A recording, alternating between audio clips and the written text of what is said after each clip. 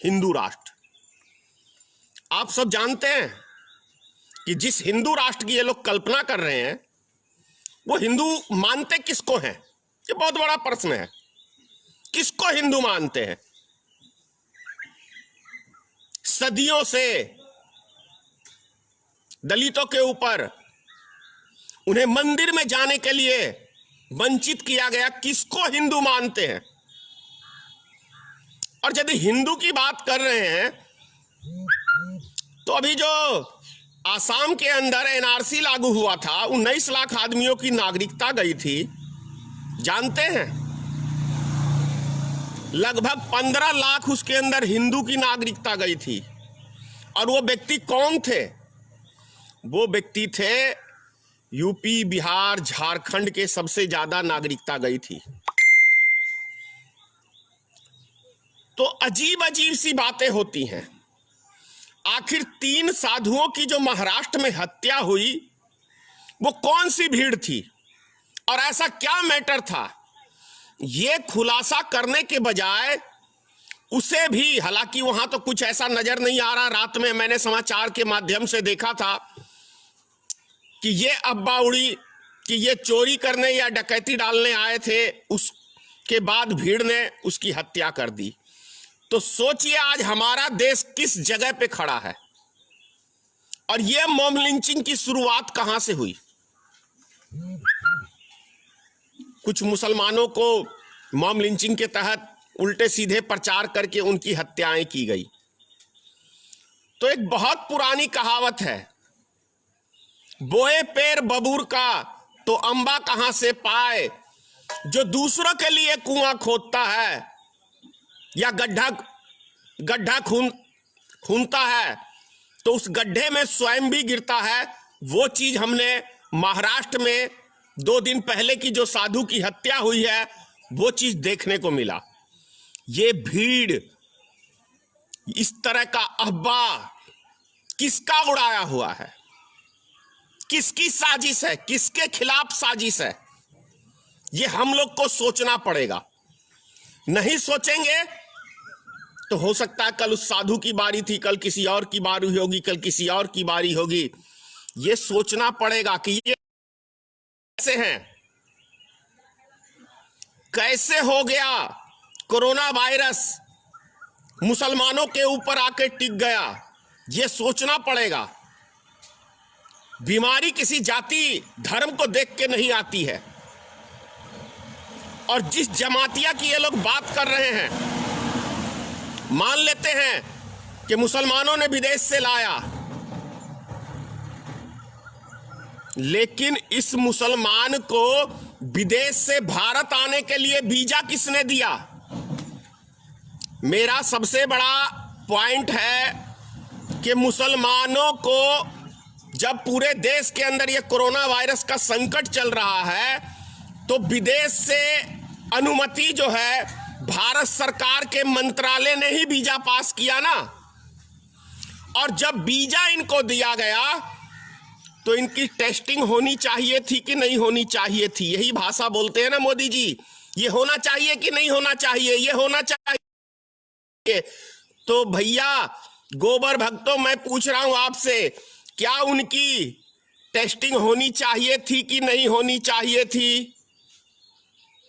होनी चाहिए थी।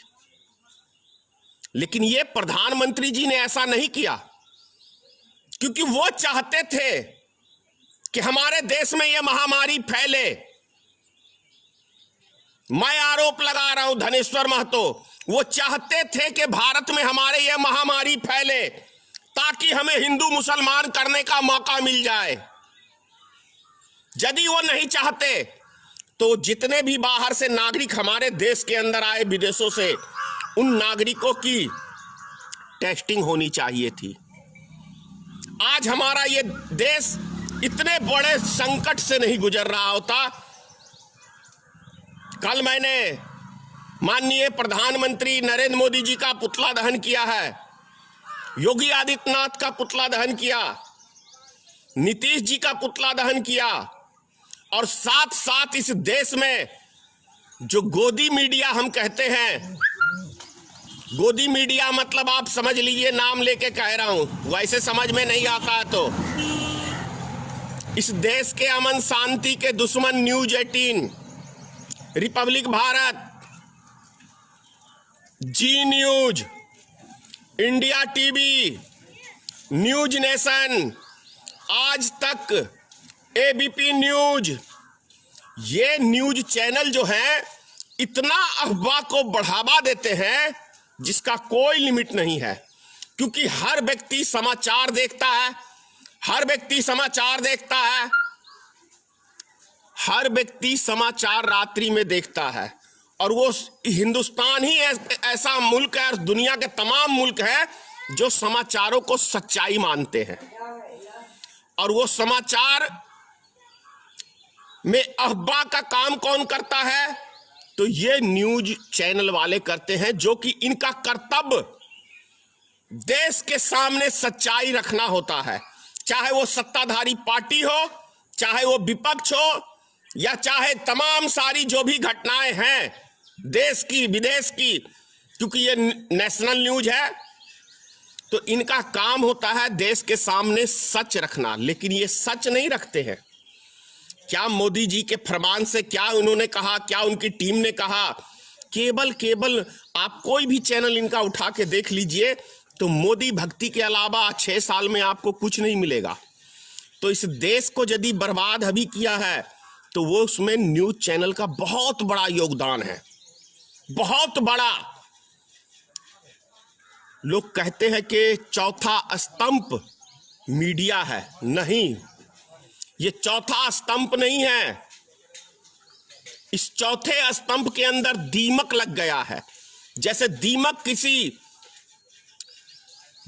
लकड़ी के वस्तु को खोखला कर देता है, पूरे पेड़ को खोखला कर देता है, उसी प्रकार से ये गोदी मीडिया इस देश की शांति को, इस देश की एकता को, इस देश की अखंडता को धीरे धीरे दीमक की तरह ये चाट चुके हैं। और अब इन लोगों के बस में कंट्रोल जैसे रहा नहीं। तो अब ये क्या कर रहे हैं? अब हमारे देश के अंदर पुलिस प्रशासन के द्वारा, जैसे कंस के राज के अंदर बहुत अत्याचार होता था आम जनता के ऊपर, तो उसी प्रकार से एक कंस का राज अभी भारत में कायम है। आम जनता साग सब्जी भी लेने के लिए निकलती है तो उसके ऊपर इनके जो वर्दीधारी गुंडे हैं प्रशासन के, बेतहाशा या तो पैसा वसूली करने का काम कर रहे हैं या निर्दोष व्यक्तियों की गाड़ी जब्त करते हैं, उनका चालान करते हैं बिना मतलब के अंदर। और यदि कुछ नहीं इनके पास मिलता है तो चारों तरफ से लाठी से इनका स्वागत किया जाता है, जैसे लगता है कि ये बहुत बड़े क्रिमिनल, पता नहीं देश में कितना बड़ा ये लोग, आम आदमी जो है, गरीब आदमी जो है आतंकवादी है। बात करते हैं माननीय प्रिय मित्रोगण उत्तर प्रदेश सरकार की। जानते हैं 300 बसें उत्तर प्रदेश सरकार ने वीआईपी के बच्चों को लाने के लिए भेजा है, जिसके अंदर एक वीआईपी बिहार का भी है। एक तरफ नीतीश कुमार कहते हैं कि हम किसी को बिहार में एंट्री नहीं देंगे, लेकिन वहीं पे भारतीय जनता पार्टी का विधायक नवादा का अनिल सिंह, वो अपनी बच्ची को राजस्थान कोटा से बिहार में लाते हैं। तो आप लोग समझ सकते हैं कि इन नेताओं को, ये वीआईपी आदमियों को, इनको अपने बाल बच्चे की जिंदगी कितनी प्रिय है। लेकिन जो हमारे देश का गरीब मजदूर, जिसके वोट से ये सत्ता में आते हैं, सत्ता का सुख भोगते हैं, उनके ऊपर इनको तरस नहीं आ रही है। कोरोना वायरस की ही बात कर लेते हैं। मैं नहीं कह रहा हूं ये बातें जो अब मैं कहूंगा कोरोना वायरस के विषय में। आप लोग जो गोबर भक्त हैं वो उल्टी सीधी कमेंट्स करेंगे, मैं जानता हूं अभी। तो सुन लो भाई, केंद्र सरकार ने ही प्रचार के माध्यम से कहा है कि कोरोना वायरस किन किन व्यक्तियों को हो सकता है। ये डॉक्टरों की रिपोर्ट है। जिसे दम्मा की शिकायत हो, जिसके शरीर में तमाम तरह की बीमारियां हो, उनको कोरोना वायरस सबसे ज्यादा असर करता है। तो ये सोचने का एक छोटा सा प्रश्न मैं दे रहा हूं आपको। जो व्यक्ति 8 घंटा खेत के अंदर फावड़ा चलाते हैं, खेती करते हैं, जो वजनदार काम करते हैं, जो बिल्डिंगों पे मेहनत मजदूरी करते हैं, मकान बनाने का काम करते हैं, उनका बॉडी इतना स्ट्रांग होता है कि जो फिल्मों में देखते हो ना, सलमान खान वगैरह, इनके वो बाप होते हैं। इतनी उनके अंदर ताकत होती है। तो जो चीज किसान, मजदूर, वो उनका शरीर स्ट्रांग होता है मेहनत मजदूरी करके। तो सोचने की बात यह है कि जब भारत सरकार ये गाइडलाइन कह रही है कि बीमार आदमियों को ज्यादातर कोरोना वायरस का खतरा है, क्योंकि सांस और फेफड़ा में असर करता है, गले में असर करता है कमजोर आदमियों को, तो इसका साफ मतलब है ना कि गरीब मजदूरों को कोरोना वायरस नहीं के बराबर हो सकता है, नहीं के बराबर। और जब 22 तारीख को 1 महीना परसों हो जाएगा और 1 महीना से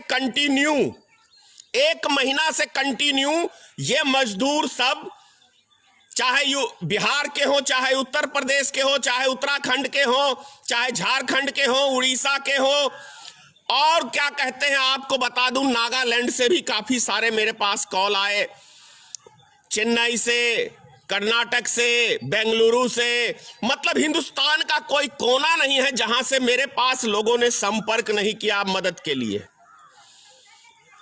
तो ये मजदूर जो आज रूम के अंदर 1 महीने से पैक हैं, अगर इनको 2 टाइम का खाना नहीं मिलेगा तो ये तो वैसे ही बीमार हो जाएंगे ना।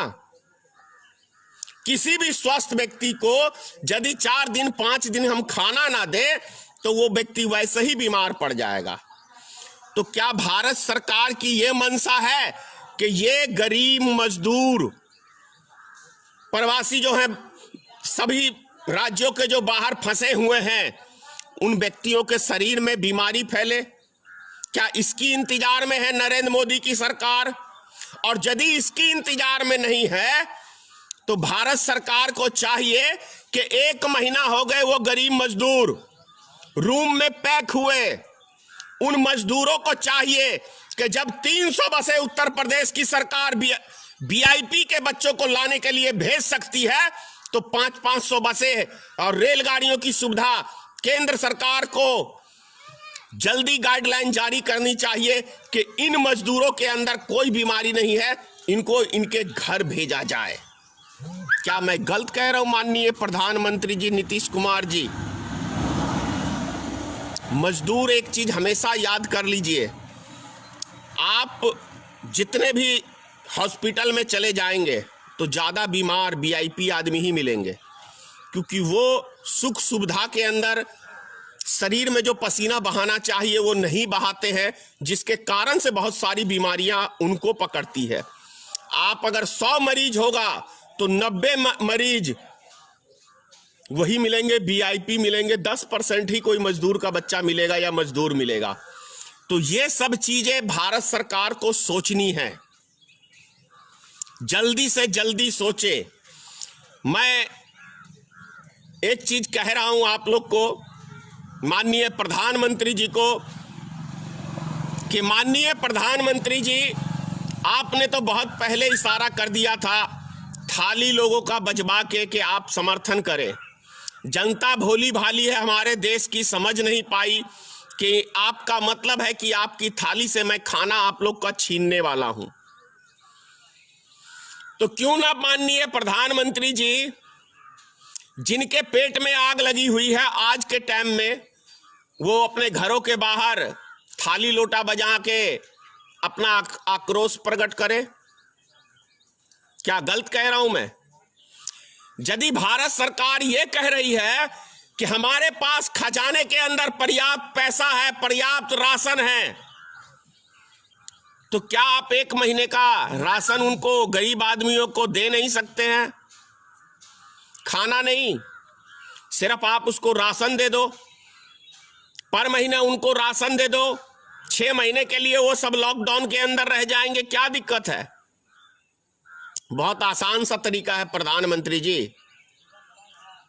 और आज से 20 तारीख है, 20 तारीख से आज सरकारी दफ्तर वगैरह खुलेगा, लोग बैंक की ओर जाएंगे, तो आपके पुलिस प्रशासन के लोग उनका लाठी डंडों से स्वागत करने के लिए तैयार भी रहेंगे, क्योंकि आपका कोई भी गाइडलाइन साफ तरीके से नहीं होता है, उसके अंदर बहुत सारे पेच होते हैं।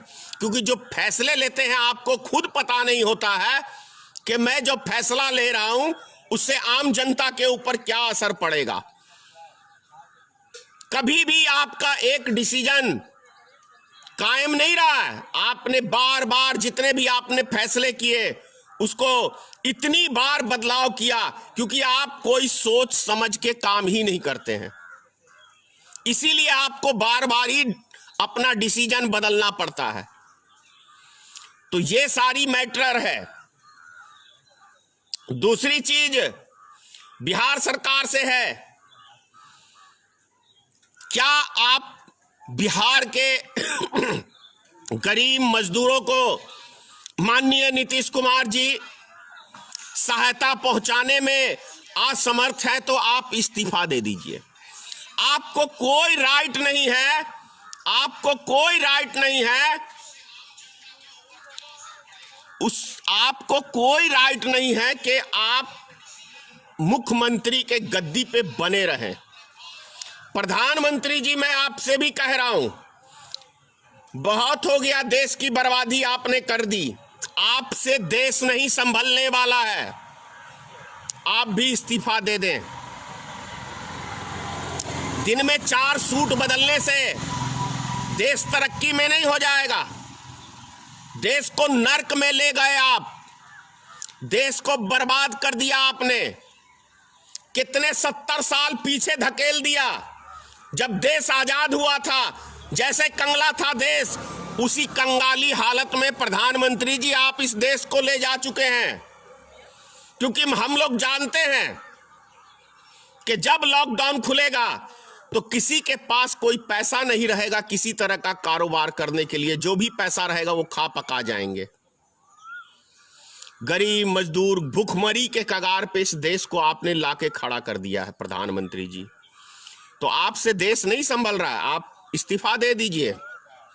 देश की भलाई के लिए जो पूर्व प्रधानमंत्री अटल बिहारी वाजपेयी जी ने आपसे कहा था, सन 2002 के अंदर जब गुजरात के दंगे हुए थे और आपने करवाए थे,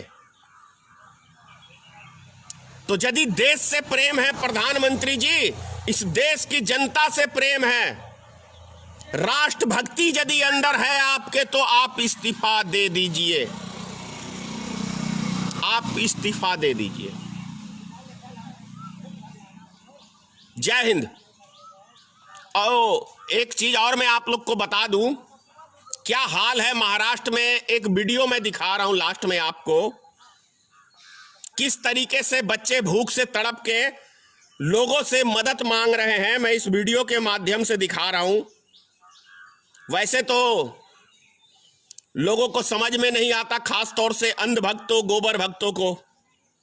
मैं अंधभक्त इसलिए कहता हूं, गोबर भक्त इसलिए कहता हूं, भगवान ने दिमाग दिया हुआ है हर व्यक्ति को, लेकिन हम लोग राष्ट्र भक्ति नहीं करते, हम लोग किसी पार्टी विशेष की भक्ति करते हैं, चाहे वो देश को डुबा दे, बर्बाद कर दे,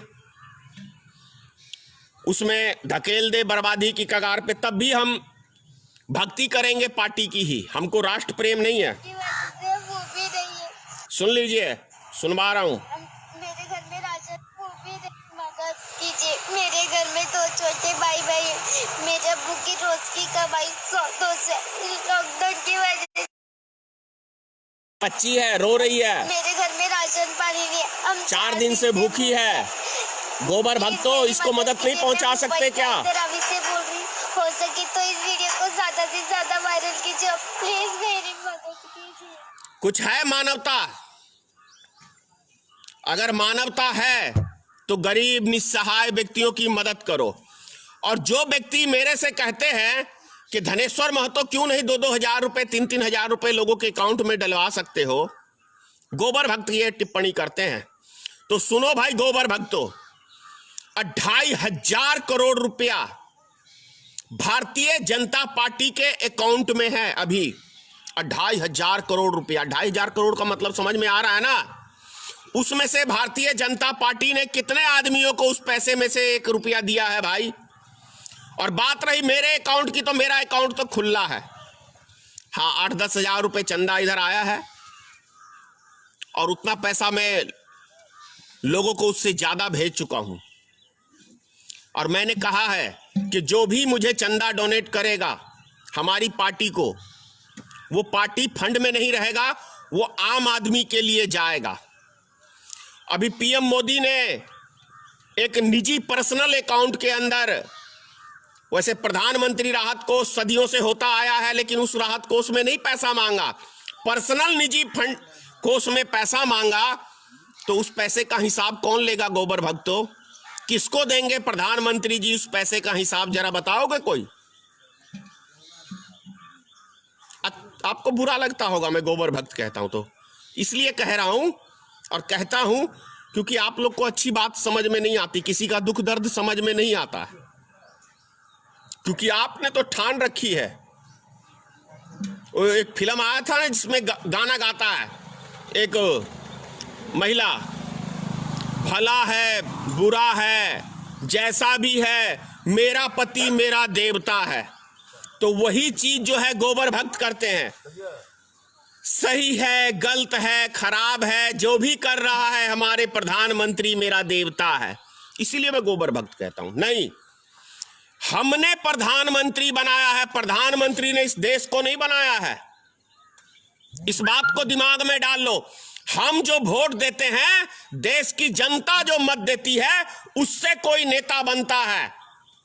नेता जनता को नहीं बनाता है, जनता नेता बनाती है। इसीलिए कभी भी बड़े नहीं हो सकते हैं, जनता से बड़ा नहीं हो सकता है कोई इस देश के अंदर, चाहे वो देश का प्रधान ही क्यों ना हो। उसे हम चुनते हैं कि आप जाके विकास का कार्य करिए। क्या कर दिया देश का विकास? विनाश नहीं हुआ। बताओ कौन सी चीज तरक्की की है? हाँ, मॉब लिंचिंग तरक्की की है, जिससे 2 साधुओं की भी हत्या हो गई इस देश के अंदर। उसको भी हिंदू मुसलमान दिया जा रहा है। लेकिन अफसोस की बात कि उस भीड़ में कोई मुस्लिम नजर नहीं आ रहा है। नहीं तो बाप रे, अभी तो देश की मीडिया जो है सुबह से लेकर रात तक पूरा मुसलमानों को डंडा दी रहती, और साथ में गोबर भक्त लगे रहते। लेकिन अफसोस गोबर भक्तों, ये तो क्या कहूं, मैं गलत बयानबाजी नहीं करता हूं, मैं अफवाहें नहीं उड़ाता हूं, मैं तनाव नहीं पैदा करना चाहता किसी के बीच में।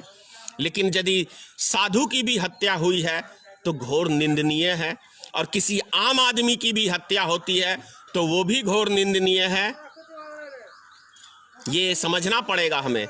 हत्या किसी की भी हो, किसी भी निर्दोष व्यक्ति की हो, चाहे हिंदू हो, मुसलमान हो, सिख हो, ईसाई हो, साधु संत हो, मौलवी हो, वो सभी गलत हैं। हमारे देश में कानून बना है, अगर किसी ने कुछ गलत किया है तो उसकी सजा कानून देगा। लेकिन हम लोग आज 6 साल के शासनकाल में क्या हो रहा है? कानून को हाथ में जनता लेती है, अपने हाथ में गोबर भक्त लेते हैं। तो कितने दिन इससे देश बर्बाद होगा, आबाद नहीं होगा। जय हिंद, जय भारतीय मित्र पार्टी, जय माँ भगवती, जय श्री राम। माँ भगवती आप सबको सद्बुद्धि दे। जय हिंद।